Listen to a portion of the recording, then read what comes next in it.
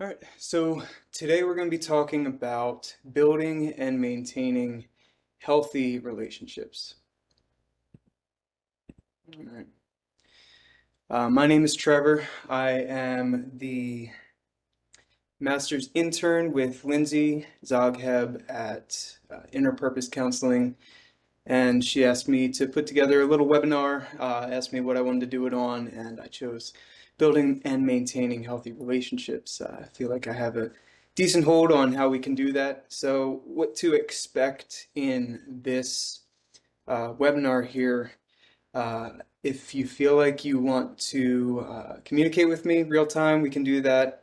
So I have questions throughout here. They're really, I guess, just going to be kind of rhetorical, food for thought, and I'll give you a break just to, think about it. But we're going to be talking about relationships and thinking about relationships in maybe a different way than you would be used to, right? So we're gonna pose some new ideas and some alternative ways to start thinking about some of these things. All right. Okay. So here's just a quick agenda that we can take a look at.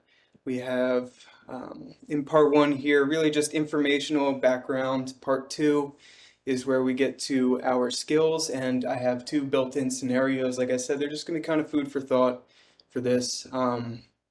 Something to really take the skills that we're talking about and apply them. And then part three, a quick page of takeaways, the real big, if you just wanted to take a snapshot of that and print it out or just have it on hand. Those are the big things from this, but this will be recorded and uploaded to YouTube. So you can obviously, when it's on there, pause it at any point in the video and watch at your own pace.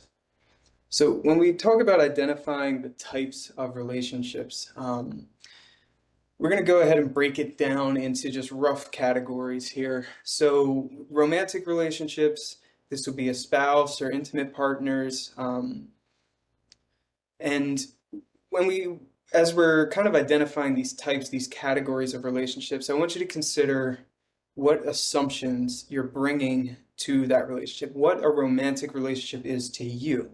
Because the reality is we all have likely similar, but different when we get down to the nitty-gritty of what it means to be in a romantic relationship, or especially in the next one there, the difference between a friendship and an acquaintanceship, right? It's relying on these degrees of proximity in that way. How close are you to me emotionally? How vulnerable can I be with you would kind of determine if somebody is a friend or an acquaintance, right? The next section there is family. How we treat family may be different than how we treat friends, acquaintances, our partner.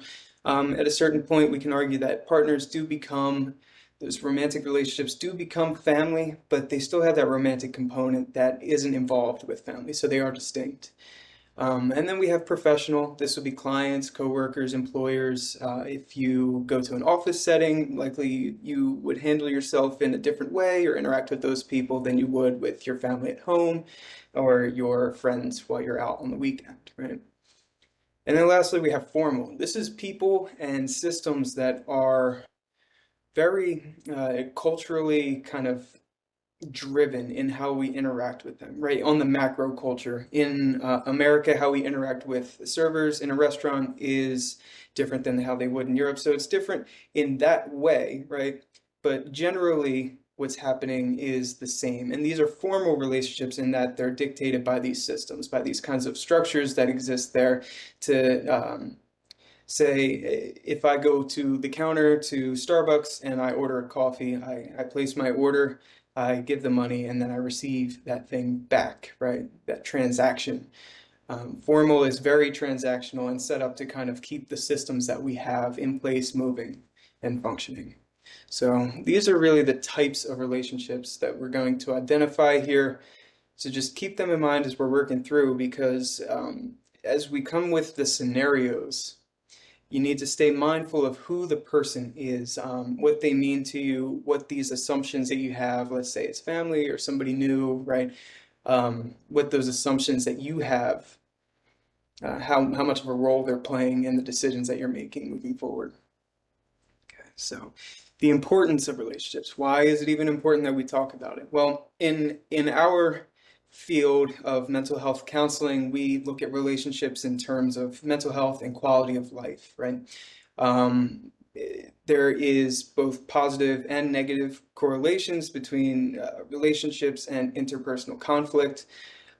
Just the quantity of relationships, right? If somebody has so many relationships, they could all be very fulfilling. They could be somewhat fulfilling, mixed of fulfilling and causing some sort of distress or interpersonal conflict, right? Versus somebody who has very few relationships, same thing. You can have interpersonal conflict there too. Again, on the very few would be isolation. That's something that we're really looking at. Are you connected in a way that allows you to get involved with the community or feel like you have some outlet for that social itch? And then social distress. This is another way of kind of putting anxiety, social anxiety. Um, Social distress would be, looking towards the future of a foreseeable social event and kind of dreading that feeling of dread or being in a social environment and kind of needing to get out, find a safer place to be, right? So relationships, as I said, can be a source of distress through all the way from adverse childhood experiences in the very beginning of life to elder abuse in the late life. Relationships can work against us sometimes. Relationships are largely, however, a protective factor from developing mental health concerns.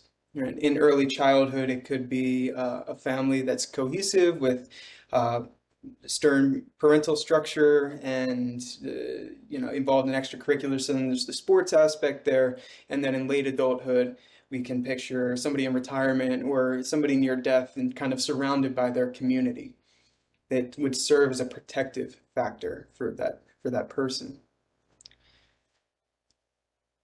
Where does it come from?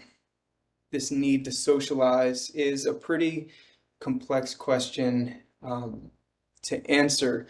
There are a number of things that provide us advantage in having socialization, and we can follow that out from our everyday experience all the way to an evolutionary perspective. And even further, we can kind of get that lens much wider in trying to decide where it all came from, why we even socialize.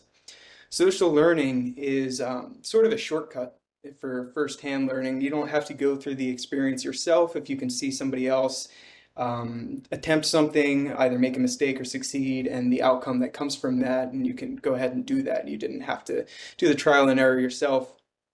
Also, with social learning, it establishes an in-group or a sort of culture in if all of these people are behaving in the same way or they do the same thing in the same way, they're establishing a likeness, which if we follow it all the way back to the evolutionary perspective, you can see at the bottom there's advantage in numbers, could be an explanation for this, a potential explanation.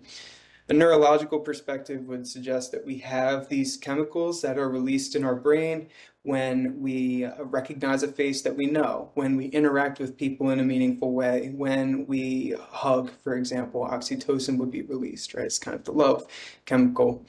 The anthropological perspective would suggest that there is evidence of friendships and of relationships from ancient civilization all the way to now, and so it must be something that we just do, right? As kind of a species or as human, it's something that we do, we socialize. And again, the evolutionary perspective would be that there is advantage in numbers. You're more likely to survive if you stick together, and if you stick together, you need to be cohesive in some way and get along and agree. So these things sort of would have evolved over time through that perspective. Okay. So then we have to define what healthy is, right? We kind of have where relationships came from, why they're important, but what is healthy? How do we define that? What parameters do we set to really determine that? And there's a number of characteristics that we can look at. Here's a brief checklist. This is largely considering potentially violent, domestic violence sort of perspective from the New York government. They put out that there's a respect for the privacy and the space of the other person involved, that you feel that, right? That it's largely absent, the relationship is largely absent from outward expressions of jealousy, feeling that jealous itch, and having to act on it or speak on it, right? We can't escape the automatic reactions we have to things. And it's not that jealousy won't be present at all, but that when the jealousy is held against somebody to a degree where violence may occur or a large disagreement may occur, somebody's beginning to change their behaviors because of this, that, aren't necessarily self-damaging behaviors. That's what we're looking at. Comfortable with expressing yourself. That's huge, right? Because we need that sort of reciprocated respect to be able to express ourselves. So comfortable with expressing yourself. Feeling physically safe with the other person. Very true. We need to be able to feel very safe with the people that we are emotionally close to, as well as physically close to if you're living with that person, right? And then compromise or negotiation occurs within disagreement. This is really just touching on a potential one-sided relationship, right? Where somebody is not being heard or their opinion is not being valued or respected, given the same weight as the other person in this kind of mutual relationship. And again, as we're going through this, we need to consider who the person is that we're thinking of when we're applying this. What type of relationship is it? We need to consider that in order to apply some of these concepts and skills that we're going to get into. In order to apply them appropriately, we need to consider who it is that we're thinking of, that we're trying to interact with. Okay. So relationships are both experiential and logical. And what that means is we feel them and we can also think about them, right? We feel them in that when somebody that we like walks in the room, we get excited. We get that hit of dopamine, we recognize their face, maybe there's a memory that rushes back. We associate them with something good, some good event, some good feeling, right? And it all floods back as soon as we kind of see that person. That's experiential. It's also experiential when we experience sadness and insecurity. Right? Whether that be through an abusive relationship or whether that even just be in a plain disagreement. Right? We experience that. It's emotional. Right? So there's two pieces to this. There's a strong link to emotion, and that feeling, the feeling that is more gained than, or that more is gained in the relationship than is lost. What that means is you get that sense of fulfillment.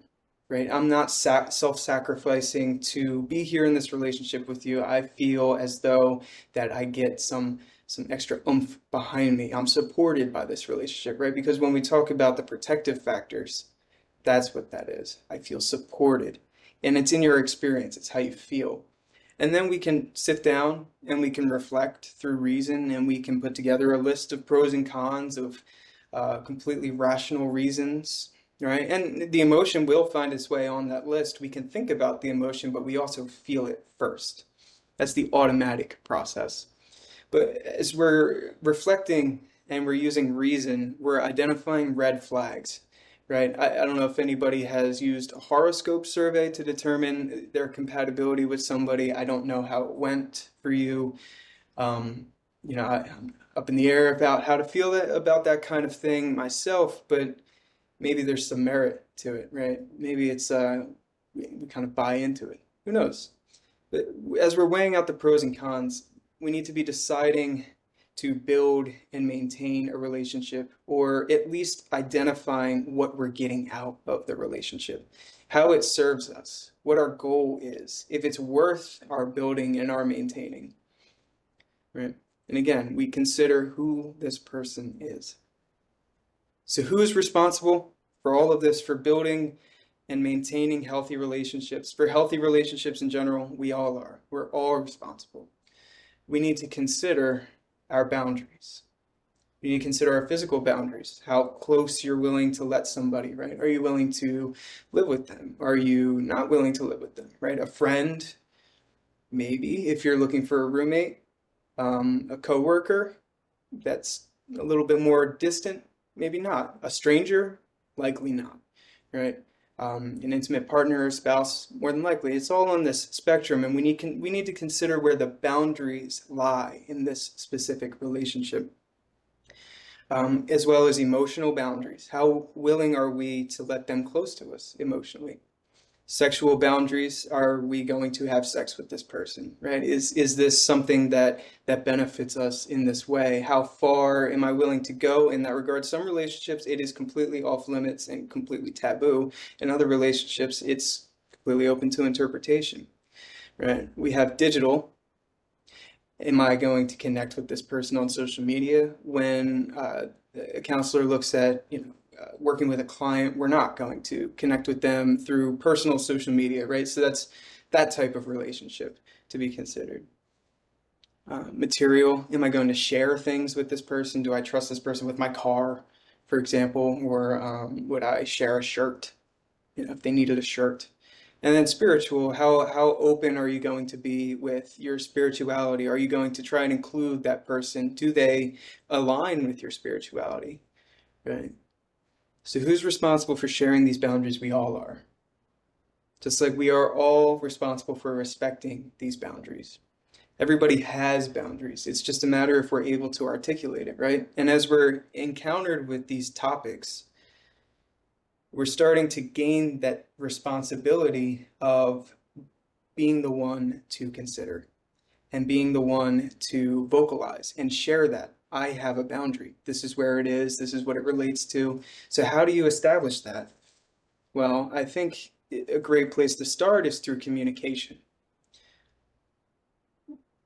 When we communicate in a number of ways. We speak, we use a tone of voice, we use word choice, we use and the content of the message, the general, the larger message that I'm trying to send to you by saying this. Right. So tone of voice, if we think of if anybody has any dogs, you can get very excited with a dog and you can say really whatever you want. It's in the tone of voice, right? The dog will get excited as well, even if you're not saying the nicest things to the dog. The word choice in that instance doesn't necessarily matter. Likewise, you may know somebody that speaks very monotone, right? And so they don't necessarily have too much inflection or tone of voice when they speak. Their word choice might matter more to them. Right, so just things to consider. The general content of the message, what are you trying to get across to me? What are you saying? What does this mean about our relationship, right? Sometimes it is a very simple, no, I don't want that for dinner, or I'm not cold, thank you, you can leave that. There's not a deeper message, but sometimes as we're having meaningful conversations, there is something being said, and we need to look out for the content of the message as well. When we're listening, we can passively listen. We can chop onions while somebody is telling us about our day. We can be on the road driving and focusing on traffic. This would be an example of passive listening. You're doing something, you're preoccupied with something else while somebody is trying to have a conversation, to communicate with you. And it's inversely as well. Somebody else doing that while you're trying to communicate with them. Versus active listening, which would be along the lines of maintaining eye contact, being able to recount what somebody had just said, being engaged in the conversation, right? The difference between somebody right here sharing a conversation with you and somebody over here kind of chopping away at vegetables or writing a letter or doing whatever it is they're doing, right? Scrolling on Instagram, for example. Which leads us then into body language. Body language can be avoidant. Body language can be halfway out the door. Right. Body language can also be, I'm right here. I'm holding your hands even. I'm right here with you. There's kind of this large spectrum of sort of interest, engagement that body language can give us cues into, as well as emotional expression. So who's responsible for effectively communicating? Well, we all are, right? And when we communicate through facial expression, there are a large array of options that we have, right? Some of these I had not even considered before. Fearfully disgusted, for example, to be afraid and disgusted, right? And these are determined to be unique facial expressions that we can make. So we need to take a look at how people are reacting, but also to be able to give those facial expressions to people, to tell them how we're feeling. And if I'm happy, I need to tell you that I'm happy, and I need to I need to smile, right? I need to tell you how I'm feeling in that way. So again, who is responsible? Who is responsible for consent? Well, let's back up. What is consent? Right, it's kind of a hot topic right now. There's big push in colleges to crack down on Title IX incidents, and so there's a lot of education that's going into teaching students what consent is, right? But if you're not in school, and especially not in a school that particularly cares about that message, uh, you may be missing out on that. So consent is really the absence of feeling coerced, compelled, or obligated to do anything, right? It doesn't have to be sexually related. It could be anything. It could be driving somebody home, for example. It could be letting somebody spend the night. It could be letting somebody borrow your shirt. That's simple. Borrowing your charger. If you feel coerced, compelled, or obligated, likely you would not fully consent to it, but you're going to cave in for some reason or another, right? Consent is clear and honest communication of intention as well. My intent is to drive your car from here to work and then from work to back home, and then I don't need it any longer. Can I borrow it, right? You need that in order to consent. You need that clear and honest communication of intent. Consent also has a respect for boundaries, and these boundaries would have been established from the start or even in the asking. I'm not comfortable with you driving my car. I'm very sorry if that inconveniences you, but it's not something that I'm okay with. That's an example of a material boundary, right? I'm not okay with you borrowing this material thing. Our relationship isn't at that point, and so you have established a clear boundary of where that relationship ends, and it will go no further. And then trusting that intentions are true, right? You just trusting that the person, if you do kind of consent to that, then is going to just drive your car to work and then back home, and there's no issues. So what should we get consent for, I guess is the question. And then what about a surprise party?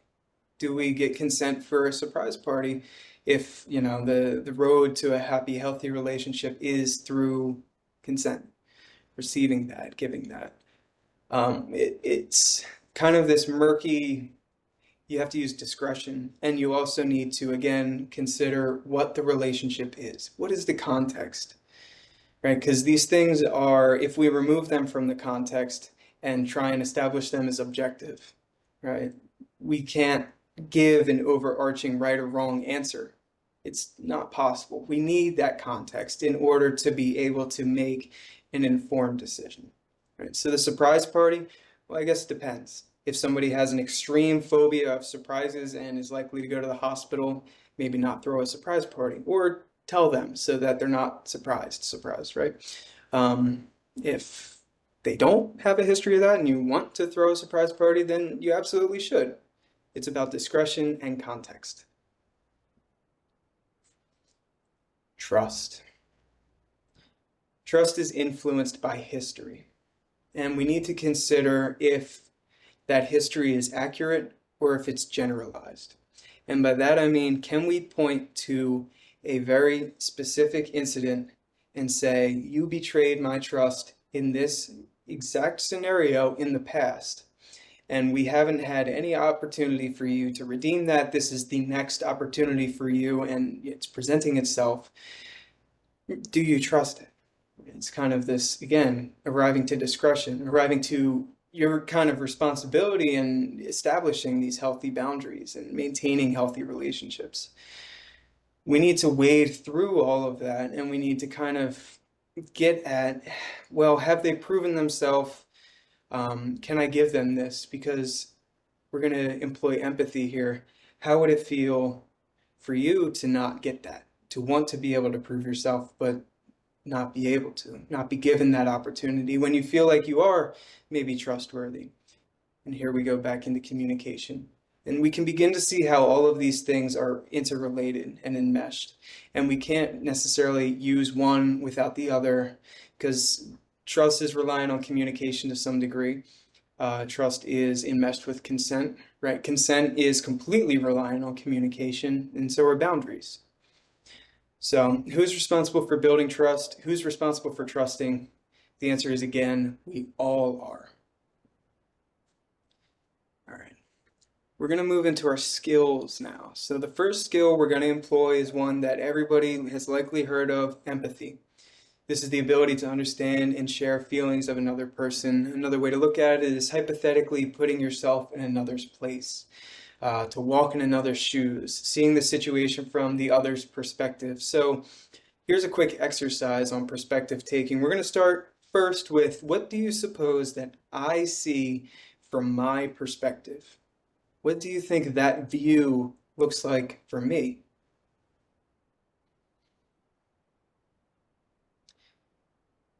Maybe you thought there's a giraffe in front of me. I don't know. There's not, right? There's a computer. So we can be misinformed, or we can use inference to kind of get a sense, right? You're using context clues. You're understanding that I'm on a computer. I'm doing a webinar here. I must be looking at something. You're not sure maybe what kind of computer, if it's a camera, but you know generally what's going on, right? And so then how do you suppose you think I may feel right now? Complete shot in the dark. I've given really no indication, no clear communication about how I feel, and so it's all inference. It couldn't be accurate. So the important message within this exercise is that context matters, that communication absolutely matters. If I had come on and I had said, I'm feeling fantastic today, I'm so excited to do this, and some time had passed, we get to this exercise and you're able to recall, you may be able to infer that I'm feeling fantastic, or maybe in the meantime a bee stung me on the leg and I'm not feeling so great, right? We don't know. That's why we're reliant on the communication to practice empathy. Somebody's telling us, we hear it, and we're able to be in the moment with them. And that's what leads us into give. This is a tool for being present with someone. If you've ever heard in your life, I just want you to listen, or I don't want any advice, I just need to vent, you can employ give. So give stands for, it's an acronym, stands for be gentle, act interested, validate, and use an easy manner. Okay, so what does all of this entail? Well, it requires active listening, right? We talked about that in communication skills. Requires body language, also talked about that. Tone of voice, word choice, yeah. Seems like all of them are pretty much covered there, and they're all coming in here, right? So somebody just says, I just want you to listen, I don't need any advice, I just need to vent. Okay, well, I'm going to be gentle, right? I'm not going to approach you with, let me fix it. You know, you don't know what's going on. You don't know what they're looking at, how they're feeling. You don't have the context. Okay, so I'm going to be gentle. I'm going to approach this with care. I'm going to act interested. Maybe in my mind, I'm not here emotionally, but when I consider this relationship and who this person is and how much it means to me, I decide, no, it's in my best interest to be interested in this, to be interested in them for the sake of maintaining this relationship, and I'm going to validate them. I'm going to validate them by using empathy. You say, I just feel really sad right now and I can't get out of it. My dog died, and my father's in the hospital, and these things sort of mounting, and how do you plan on solving that for them? Well, you can't. You can only validate how they're feeling, and you do that with an easy manner. I hear you, and I'm really, it hurts me to see you going through this. Is there anything at all that I can do to help you with, help you through this, right? Kind of approaching it in that way, easy manner, validating, hearing what they're saying, the active listening, you're able to make them comfortable, make them feel heard, and allow them to understand that you're practicing empathy in this moment, that it's reciprocated. When you're going through this, though, you need to consider what your personal boundaries are, right? Will this cause you more harm than good? Will sitting through this maybe trigger some things in you that you'll react to and begin to lose that easy manner, begin to lose that gentle interest? These are things that we need to consider and to weigh out. as we're going through this? And then how could that reaction impact the other person, right? Does it then make them to kind of spiral further, and then all of a sudden you find yourself in an argument? So we need to weigh out the pros and cons of these things with that reason part. We can experience them and we can want to be there and we can want to help and validate, but we need to consider the context, what's happening in front of us. Here's one from DBT skills that can be used to manage conflict. For the most part, I think it's the best application for it in terms of what we're talking about here, dear man.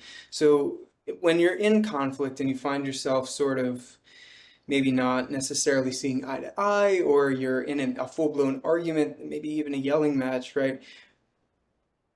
We need to first be able to recognize that that's happening.